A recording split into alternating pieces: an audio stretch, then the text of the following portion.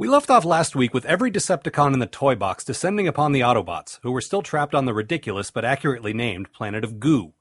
Despite the countless animation errors here, the advancing army includes, among other things, some Autobots and a few Decepticons that we saw die or get rebuilt in the movie. This scene is one of the reasons I love this five-parter so very much. I don't think I can recall a single time in seasons 1 or 2 where an enormous mass of bad guys swarms on the good guys like this.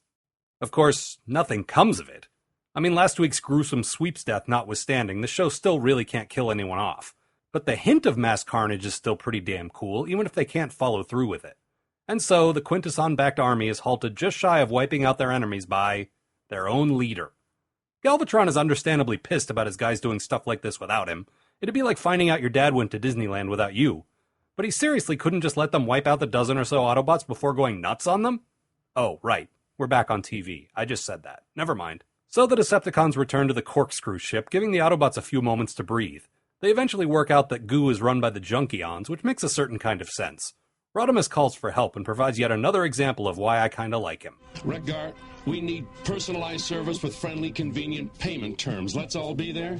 The guy talks TV. This is both cooler and more useful than you-know-who ever was. Meanwhile, Marissa Fairborn rockets to the rescue of Blur and Wheelie on Io.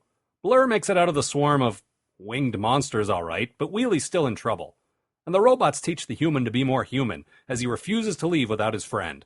I kinda like that Fairborn is a cold-hearted bitch, who's more about the mission than saving the life of one of the most annoying Autobots on the team, but it's still kind of a nice moment. Sort of vaguely ironic in a sort of Star Trek kind of way. Oh, and the Bat Monster things are Transformers as well. They turn into little bombs. Which is cool and all, but from an evolutionary standpoint... Alright, you know what? I'm overthinking this. Never mind. Anyway, the little bomb guys blow up Fairborn's ship, stranding all three of them on Io. Meanwhile, Galvatron does what he does best. He engages in a batshit rant about usurpers. The Quintessons manage to trick him into cooperating, though, with promises of a Decepticon matrix of leadership. You know, you'd think the guy who used to be Megatron, the only real leader of the Decepticons for the last 9 million years or so, would know about a Decepticon matrix if one existed. But then you'd think Optimus Prime might have mentioned the Autobot matrix just once in 65 episodes before he died and passed it on. Galvatron is skeptical, but decides to cooperate anyway. He heads back down to Goo to finish off the Autobots, but the Junkions intervene. I'm sure I mentioned this before, but I'll say it again. I like the Junkions. Guys made of junk whose entire society is based around our junk culture is a cool idea. They even managed to bring Springer back to life. Somehow. Rodimus is happy enough to have him back, though he's a bit distracted. He's wondering about that weird little head trip thing he had back in episode 2. So he decides to deliberately short-circuit himself and travel inside the Matrix of Leadership for some answers. What follows is one of my favorite sequences in the entire series.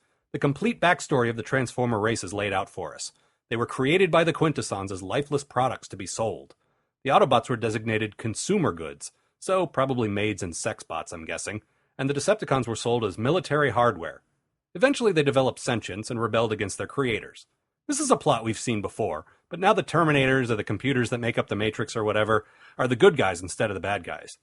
So the Decepticons and Autobots live together in peace for a while after driving away the Quintessons, but since the Decepticons are programmed for blowing stuff up, they just can't help themselves and wars start.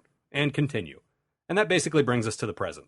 This is a backstory that pretty much every Transformers fan in the world seems to hate except for me. I absolutely love it. It explains how a race of self-aware machines could come into existence without expecting us to believe that they just evolved that way. And it explains that there's a core distinction between the Autobots and Decepticons because they were built that way, not because one side is evil. But for some reason, everyone else would rather embrace the backstory of the comics and later cartoon series, in which Unicron is some kind of dark god, the counterpart to which created all the Transformers and intends to use them in some kind of holy war against its sworn enemy. Because one thing a robot show needs is more mysticism? Huh? Also, I like that we see a practical use of the Matrix of Leadership beyond it being a mysterious, all-powerful device that solves a seemingly insurmountable problem at the last minute. As the repository of Autobot wisdom, it makes total sense that a leader could consult with the dead elders and seek their counsel. I wasn't crazy about the Matrix in the movie, but this is kinda cool to me, which means that everyone else probably hates that too. Oh, and during the history lesson, we see the Constructicons building Megatron, which drives the continuity nuts insane since it contradicts both of the already conflicting origin stories for those guys.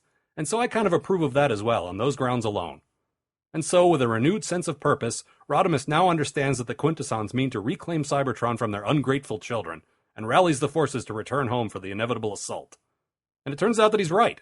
only the Quintessons plan a two-front assault with their new allies, simultaneously on Earth and Cybertron. So on Earth, the Constructicons put the finishing touches on Trypticon, an entire city that turns into a big fucking dinosaur. Now, I think my opinion of Animal Transformers is fairly well documented, but Trypticon slips in under the same exception that Laserbeak does. He's alright in my book. And the assault on Cybertron begins as well, giving us effectively the same cliffhanger we began with. Though I can assure you we don't get cheated out of this one. Part 5's just one big fucking battle, as you'll see next week.